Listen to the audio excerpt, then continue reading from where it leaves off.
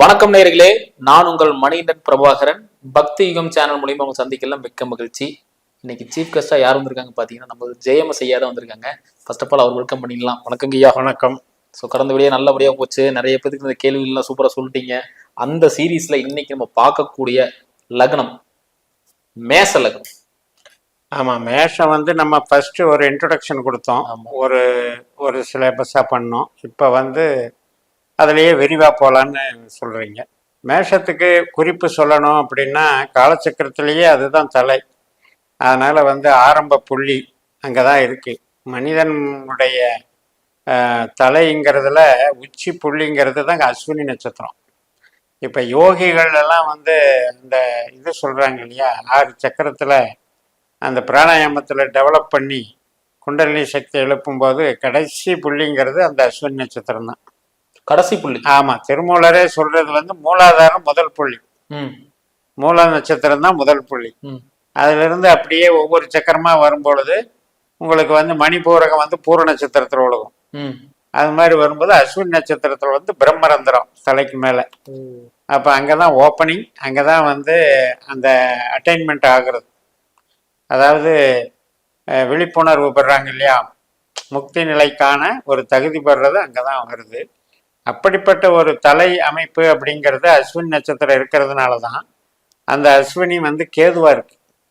அப்ப கேதுங்கிறது வந்து ஜனனத்துக்கே காரணம், நம்ம பிறப்புக்கே காரணம் வந்து கேது. அது ஞானகாரகன்னு சொல்லப்படுது. அப்ப அந்த அஸ்வினி நட்சத்திரம் அங்க இருக்கு.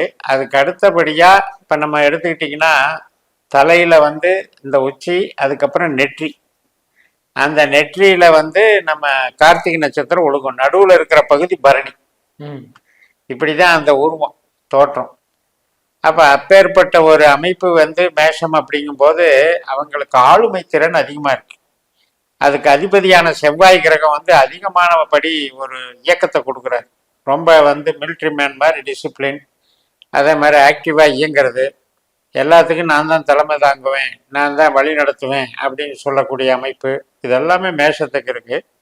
அதனால நம்ம சிம்பல் பார்த்தீங்கன்னா ஆடு, மேஷத்துக்கு உண்டான சிம்பலே ஆடு. அது மலைப்பகுதியும் குறிக்கும்.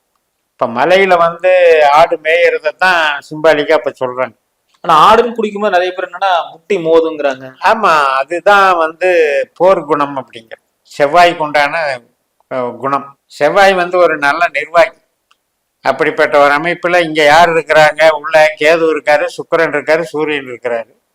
இப்ப இந்த சுக்கிரன் வந்து என்ன செய்வார் அப்படின்னா ஒரு வசீகர தோற்றத்தை உண்டு பண்ணுவார் மேஷத்துக்கு. வந்து இப்போ நீங்கள் வந்து இது வரைக்கும் எடுத்துக்கிட்டிங்கன்னா பரணி அப்படிங்கிறதுல வந்து பரணியினுடைய நேச்சரில் பார்த்தீங்கன்னா துர்க்கை தான் அதுக்கு உண்டான தெய்வம். அதுக்கு வந்து பரணியினுடைய இது வந்து அடுப்புன்னு சொல்கிறது, வடிவம் வந்து அடுப்பு. அப்படிப்பட்ட ஒரு டெவலப்மெண்ட்டு அங்கே வந்து சூடும் இருக்குது, அதே நேரத்தில் அங்கே வேகமும் இருக்குது. பரணி தரணி ஆளுன்னு ஒரு பழமொழி சொன்னாங்கல்ல, வரைக்கும் இருக்கேன் சார். ஆமா, தரணி ஆளும் பரணின்னு போடுறாங்க. ஆமா. அப்ப அதனுடைய தாக்கம் என்ன அப்படின்னா அட்மினிஸ்ட்ரேஷன் பவர், அதுல வசீகரத்தன்மை, தலைமை தாங்கிறதுக்கு ஒரு வசீகரத்தன்மை வேணும். அது வந்து மேஷத்துக்கு இருக்கு. காலச்சக்கரமே உங்களுக்கு வந்து மேஷத்தை முதன்மையா வச்சு பார்க்கும்போது ஒவ்வொரு வீடுமே இவங்களுக்கு அப்படியே பொருந்தும். 12 வீட்டுக்கு 12 வீடு அப்படியே பொருந்தும். மற்ற லக்னங்கள் மாதிரி மாற்றி மாற்றி நம்ம கம்பைன் ரொட்டேட் பண்ண வேண்டியதில்லை. இப்போ 2ஆம் இடம்னா அதுவும் 2ஆம் இடம் தான், அது சுக்கிரன் வீடு. 3ஆம் இடம் அப்படியே தைரியம். அப்போ இதெல்லாமே இருக்கும் பொழுது இதில் என்ன ப்ளஸ் அண்ட் மைனஸ் அப்படின்னு பார்த்தீங்கன்னா குரு வந்து 9க்கும் வர்றாரு, 12க்கும் வர்றாரு. ஆனால் அந்த ரெண்டுமே உபயராசி. அப்போ குரு 9ஆம் இடங்கிறது இவங்க பூர்வீகத்தை குறிக்கிறது. அப்போ பூர்வீகம் பாரம்பரியமாக இருந்தாலும் கூட அது வந்து விரைமாயிடுது. அதில் வந்து ஸ்டாண்டர்டைஸ்டாக இருக்க முடியாது, அது பெரிய செல்வாக்காக வளர முடியாது. இவங்க தோன்றி இவங்க சுயபலத்தினால டெவலப் ஆகிறது தான் அது குறிக்கும். ஸோ இந்த மாதிரி எல்லாம் இருக்கு இல்லைங்களா. இப்போ இவங்களுக்கு வந்துட்டு பணம் வரும், பணம், திருமணம், தொழில். ஸோ இந்த சீரீஸ்ல தான் பார்க்குறோம். பணம்னா என்ன வருது? பணம் அப்படின்னா இவங்களுக்கு மெயின் கேரக்டர் வந்து சந்திரன் தான் 2ஆம் இடத்துல இருக்கார், ரோகிணி நட்சத்திரமா. அதே மாதிரி சந்திரன் தான் 4ஆம் அதிபதி. அப்போ பணத்துக்கு உண்டான ஸ்தானாதிபதி சுக்கிரன், அவர் வந்து 7ஆம் வீட்டுக்கு அதிபதி. அப்ப நிறைய பேர்த்துக்கு பாத்தீங்கன்னா கல்யாணம் பண்ணால காசு வருது. கல்யாணத்துக்கு அப்புறம் டெவலப்மெண்ட். அந்த 7க்கும் 2க்கும் ஒரு தொடர்பு இருக்கு. அதே நேரத்துல பேச்சுக்கு வந்து இனிமையா இருக்கும், பேச்சுனால சம்பாதிக்கிற குணம் இருக்கும். ஃபைனான்ஸ் சம்மந்தப்பட்டதுல டீல் பண்றதுல பெரிய ஒரு பெரிய தன்மையா இருக்கும் அவங்களுக்கு. அதாவது ஈஸியா லட்சங்களையும் கோடிகளையும் ஈஸியா சொல்றதுக்கு அவங்களுக்கு உண்டான பவர் இருக்கு. அதுல வந்து சூரியன் இருக்காரு, சந்திரன் இருக்காரு, செவ்வாய் இருக்காரு. இது எல்லாமே வந்து இவங்களுக்கு நட்பு கிரகம். சூரியன் வந்து பூர்வ புண்ணிய கிரகம், சந்திரன் வந்து 4ஆம் இடம். 4ஆம் இடங்கிறது சொத்து பத்து, இவங்களுக்கு இருக்கிற இடபலம். இப்ப நிறைய பேர் விவசாயிகள் பார்த்தீங்கன்னா அந்த 4ஆம் இடத்துல வந்து பயிர் விளையிற பூமியாவே இருக்கும். அது மாதிரி செல்வாக்கான விவசாயம் பண்றவங்களாவே இருப்பாங்க. மட்டுமல்ல 4ஆம் இடம்ங்கிறது குடும்பம் பெரிய குடும்பமாகவும் ஒரு நிறைய ஒரு சந்தோஷத்தை மகிழ்ச்சியை பகிர்ந்துக்கிற குடும்பமாகவும் இருக்கும். அதனால அந்த பெண்களுடைய சப்போர்ட்டும் இருக்கும். சுக்கிரன் நார்மலாவே இவங்களுக்கு 2-7 இருக்கிறதுனால பணப்புழக்கம் அதிகமா இருக்கும். அதனால இவங்களுக்கு பண தட்டுப்பாடுங்கிறதே இருக்காது. எந்த விதத்திலேயாவது இவங்க சாமர்த்தியத்தினால சம்பாதிச்சிருவாங்க. பட் என்னன்னா அவங்களுக்கு நடக்கிற திசையை பொறுத்து தான் நம்ம இது பண்ணணும். ஏன்னா இது வந்து சரராசி, மேஷம் என்பது சரராசி. அதாவது நல்ல தான் வந்து மேலும் மேலும் வளரணுங்கிறதுல குறிக்கோளா இருக்கிறவங்க. ஆனா ரிஷபம் வந்து ஸ்திரராசி. என்ன இவங்களுக்கு ஆரம்பத்துல இவங்க குடும்பத்துல நிலைமையோ அந்த நிலைமையை அப்படியே மெயின்டைன் பண்ணுவாங்க. தனப்புழக்கம் ஸ்திரமா கொண்டு போயிட்டே இருப்பாங்க. ஆனா 3ஆம் இடம் பாருங்க உபயராசியா போயிடுது, 6ஆம் இடம் உபயராசியா போயிடுது, 9ஆம் இடம் உபயராசியா போயிடுது, 12ம் உபயராசியா போயிடுது. இதெல்லாம் நிலையில்லாத ஸ்தானங்கள்னு சொல்றது. நிலையான ஸ்தானங்கள் வந்து சொத்து பத்து சேர்க்கிற ஸ்தானங்கள் தான் நிலையான ஸ்தானங்கள். இதெல்லாம் வந்து என்னன்னா கம்யூனிகேஷன். இப்ப சகோதர இதுன்னு ஒத்து வராது.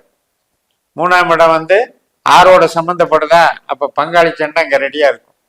அதே நேரத்துல 6ஆம் இடம் வேலை பார்க்குற இடமா, அந்த வேலை பார்க்குற இடமே இவங்களுக்கு வந்து கொஞ்சம் பகையும் உண்டு பண்ணும்.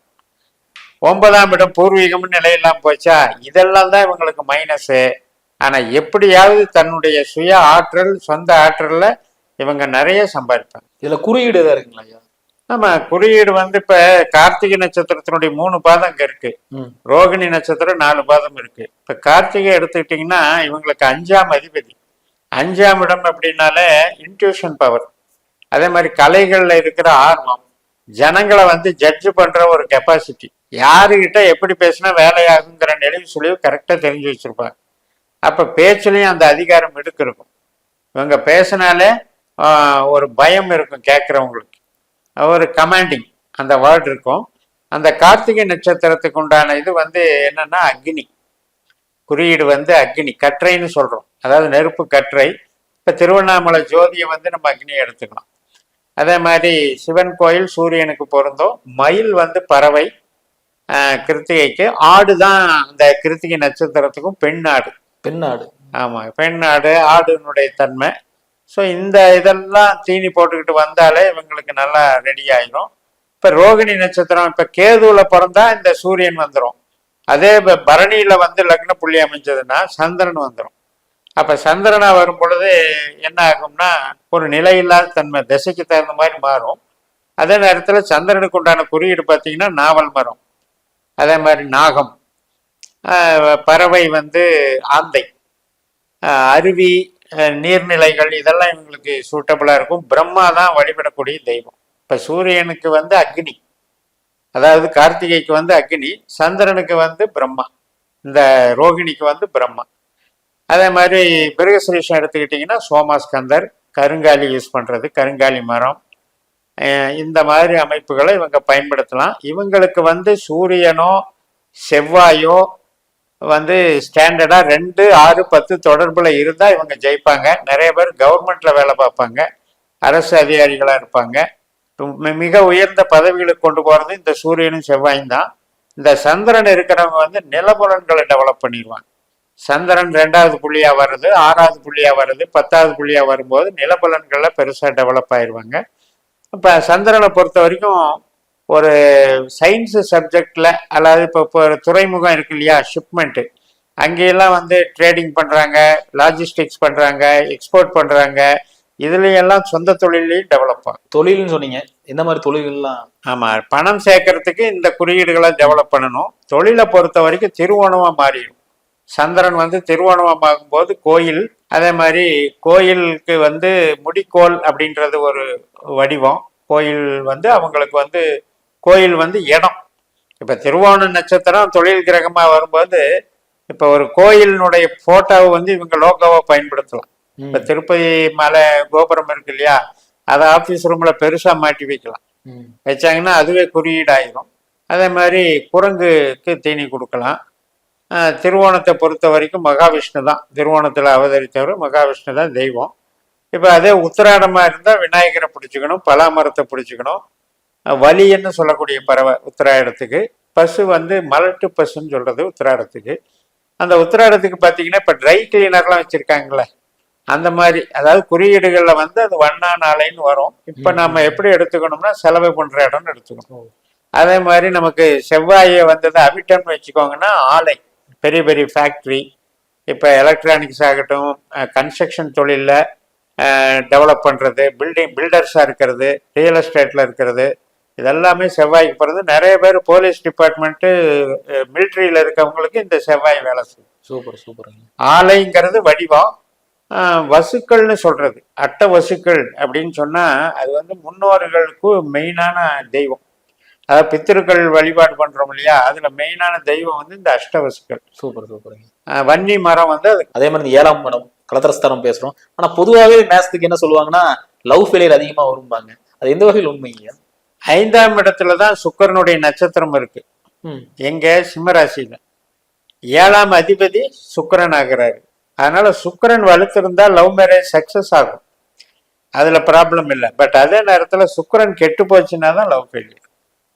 இப்ப சுக்கிரன் வந்து ஆண்களுக்கு கலத்திரக்காரகன். அதே பெண்களாக மேஷ லக்னத்துல பிறந்த பெண் இருந்தா எப்படி எடுக்க முடியும்னா செவ்வாய் வச்சுதான் ஜட்ஜ் பண்ணணும். ஆனா எது எப்படி இருந்தாலும் சுக்கிரன் வந்து 5ஆம் இடத்து புள்ளியிலேயே அமர்ந்தால் லவ் மேரேஜ் பண்ணுவாங்க. இப்ப சுக்கிரன் பூரத்திலேயே உட்கார்ந்தாருன்னா அது லவ் மேரேஜ் நடக்கும், love marriage confirm love marriage நடக்கும். அங்க இல்லைன்னா ஆமா. இப்ப வந்து சுக்கிரன் வந்து 4ல மறைஞ்சு போச்சு, 8ல மறைஞ்சு போச்சு, 12ல மறைஞ்சு போச்சுன்னு இருக்கவங்களுக்கு 12ல நிறைய பேர் உச்சம்னு நினைச்சிட்டு இருப்போம். மீனராசியில 12ஆம் இடத்துல சுக்கிரன் உச்சம், அப்ப வந்து பிரபலமான ஒரு நல்ல வசதியான பொண்ணு கிடைக்கும்னு சொல்லுவாங்க. ஆனா அப்படி கிடையாது. ஏனென்றால் அந்த சுக்கிரனுடைய ஆற்றல் அங்க கெட்டு போகுது. பூர நட்சத்திரம் இருக்கக்கூடிய சிம்ம ராசியில இருந்து அது 8ஆம் வீட்டுல போகுது, தன் ஸ்தானத்துக்கு 8ல போகுது. அப்ப உச்சமா இருந்து என்ன பிரயோஜனம்? இந்த லக்னத்துக்கு அது 12ஆ போகுது. அப்ப லக்னம் அந்த சுகத்தை அனுபவிக்காது. பேருக்கு சுக்கிரன் உச்சன்னு சொல்லிக்கலாமா ஒழிய அதை அனுபவிக்காது. லவ் மேரேஜ்ல பொறுத்த வரைக்கும் அந்த சுக்கிரன் பலம் இல்லை அப்படின்னா ஃபெயிலியர் ஆயிடுவோம். அப்ப அது வந்து பார்த்துட்டு இவங்க வந்து முடிவு பண்ணிக்கிறது தான் நல்லது. அரேஞ்சு மேரேஜ் ஏன் பண்ணணும்னு கேட்டோம்னா நம்ம முதல்லயே எபிசோட்ல எல்லாம் செவ்வாய் தோஷத்தை பத்தி பேசணும். அதுல வந்து மெயின் மேஷத்துக்கு தான் சொல்லப்பட்டது, மீதி எல்லாம். ஆமா. ஏன்னா ஆண் என்பது மேஷராசி, பெண் என்பது துளாராசி. இப்ப அந்த மாதிரி இருக்கும்போது செவ்வாய் வந்து 2, 8 கணக்கு வர்றது. இப்ப குருவை பத்தி சொல்றது புத்திர தோஷம்னு சொல்லுவோம் இல்லையா, 5ல குரு இருக்கிறது மேஷ லக்னத்துக்கு தான் பொருந்தும். 5ஆம் இடத்துல குரு இருந்தா புத்திர சோகம், புத்திர சாபம் அப்படிங்கிறதெல்லாம். ஏன்னா அது வந்து நெருப்பு ராசி, மேஷமும் நெருப்பு ராசி, 5ஆம் இடமான சிம்மமும் நெருப்பு ராசி, 9ஆம் இடமான தனுசும் நெருப்பு ராசி. அதுல போய் குரு போய் உட்கார்ந்தா, அதுவும் கேதுல உட்கார்ந்தாச்சுன்னு வைங்க மக நட்சத்திரத்துல, அப்ப புத்திர தோஷமாயும் புத்திர அற்பம். அது வந்து ரொம்ப டிலே ஆகும், பிரச்சனையாகும். மற்ற கிரகங்கள் திசாபுத்திகள் ஒத்துழைக்குன்னா புத்திரம் கிடைக்காது. அப்ப மேஷத்துல இதெல்லாம் நம்ம கவனிக்கணும். ஒரு லக்னம்னு எடுத்துக்கிட்டீங்கன்னா அந்த லக்னத்துல வந்து நட்சத்திர ஆற்றல் நல்லா இருக்கான்னு பாக்குறது தான் முக்கியம். இப்ப இவங்களே செவ்வாயை மட்டும் பார்த்து பிரயோஜனம் இல்லை. மேஷ லக்னம் நல்லா இருக்கணும்னா யாரு நல்லா இருக்கணும்னா சுக்கிரன் நல்லா இருக்கணும். சுக்கிரன் நல்லா இருந்தது, சூரியன் நல்லா இருந்தது, சந்திரன் செவ்வாய் இந்த 4 கிரகம் நல்லா இருந்தாலே சனியோ ராகுவோ கேதுவோ குருவோ எங்க இருந்தாலும் பிரச்சனை இல்லை. இவங்க வந்து எக்கனாமிக்கலா டெவலப் ஆயிடுவாங்க. அதே மாதிரி 7ஆம் இடத்துல கல்யாணம் பண்ணிக்கிற விஷயத்துல யார் இருக்காங்க மெயினா பாத்தீங்கன்னா சுவாதி நட்சத்திரம். ஆமா, அங்க சுக்கிரன் வீட்டுல ராகு இருக்காரு. அப்ப ராகு தோஷம் நம்ம முன்னோர்கள் சொன்னாங்க இல்லையா, ராகு கேது இருக்குங்க, பொண்ணுக்கு ராகு கேது இருக்குங்க, அப்பதான் சேர்த்தணும் அப்படிம்பாங்க இல்லையா. அதெல்லாம் என்னன்னா மேஷ லக்னத்துக்கு அந்த ராகு வச்சு கணக்கெடுக்கிறது. இப்ப 2, 8, 12 இப்படி எல்லாம் ராகு உட்காருதுன்னா அது மேஷ லக்னத்துக்கு பொருந்தும். ஏன்னா அந்த ராகுனுடைய சுவாதியினுடைய ஆற்றல் கெட்டு போயிடுது இல்ல. இப்ப உங்களுக்கு ராகு நட்சத்திரத்திலே இருந்தா ஓகே. அதே 6ல இருந்தாலும் 8ல இருந்தாலும் 4ல இருந்தாலும் 12ல இருந்தாலும் திருமண தோஷம். இது மேச லக்னத்துக்கு வச்சதுதான், மீதியெல்லாம் நம்ம ஆளுங்க சொன்னாங்க. ஆமா ஆமா. மத்ததெல்லாம் பாட்டு அந்த காலத்துல பாடல்கள்ல சொல்லும் போது மறைமுகமா சொல்றதை வச்சுக்கிட்டு எல்லா லக்னத்துக்கும் அப்ளை பண்ண ஆரம்பிச்சுட்டு. அதே மாதிரி ராசி என்பது பிறந்த நட்சத்திரம். நம்ம அன்னைக்கு பிறக்கும் போது ஒரு திசை நடக்கும். அந்த திசை நடக்கிற வரைக்கும் தான் அந்த நட்சத்திரம் வேலை செய்யும். அதுக்கப்புறம் அந்த அடுத்த திசை வருதுன்னா அந்த அந்த நட்சத்திரம் நம்மளுது இல்லை. இது இந்த கான்செப்ட் சந்திரன் நகரும் கான்செப்ட். நம்ம சந்திரன் நம்ம திசைக்கு தகுந்த மாதிரி நகர்ந்துருது. தசை மாறும், ராசியும் மாறும். ராசியே மாறிடும். அதனாலதான் நான் லக்ன பொருத்தம் பார்க்கறேன், ராசி பொருத்தம் பார்க்கறது. ராசி பொருத்தம் பார்த்து என்ன பண்றது? ஏன்னா சந்திரனே நகர்ந்து போயிட்டு இருக்கு. அப்ப இவங்க இருக்கிற ராசியை வச்சு பார்த்து பிறந்த ராசியை வச்சு பார்க்கும்போது வயசாகும் போது 2 பேருக்குமே வேற ராசியில இருப்பாங்க.